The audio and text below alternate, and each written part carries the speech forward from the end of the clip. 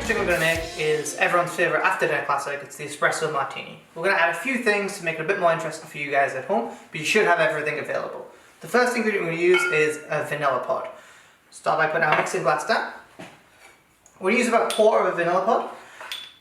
Slice it, and then just make sure you just slice it open just to release the inside. That's where all the flavour is, that's what you know. And drop that into your tin. Next up, we're going to use our coffee. So for your coffee, you've got a lot of choices. If at home you've got a nice fancy coffee machine, use freshly roasted beans, go for it. It's a shot of espresso you need. If you just have an espresso, it's 1 pod. If you use an instant coffee, about half a tablespoon we'll use into your shaker to make it. We're going to use an espresso pod, so we can use a full shot. It works out about 35 mils. Straight into our shaker then. Next up, we've got our coffee liqueur. Today we're going to be using Kahlua. This is going to add the sweetness as well as add to the coffee note to our drink. We're going to use 20 mils of that. If you've got a different coffee liqueur at home, please feel free to use that. I'm going to use 20 mils, so it's just under the shot line. Shot's 25 mils, just under. Next up, we've got our vodka. We're going to be using Ketel One today. This is a great base for any espresso martini. Pairs really well with our vanilla note as well. We're going to use 40 milliliters, so that's just under a double shot. 40 mils of our Ketel One. Voila.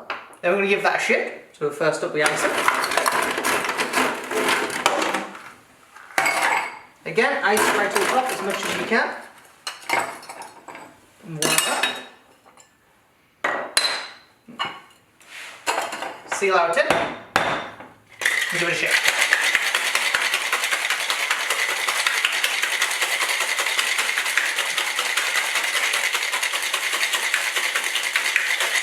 With this one we want to shake it loads. We want the coffee to emulsify and give us that beautiful head we get. We also want to infuse in that vanilla note. We're then going to fine strain it into our glass. We're going to serve this one up. If you want to serve it on the rocks, feel free to. Use any glass you have at home available. That's fine. And what we should see is this beautiful colour here, a nice crema colour.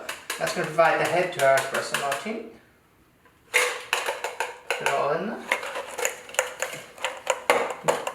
There we go. We're going to let that settle a little bit, and then what we do, we just garnish with 3 coffee beans. And voila.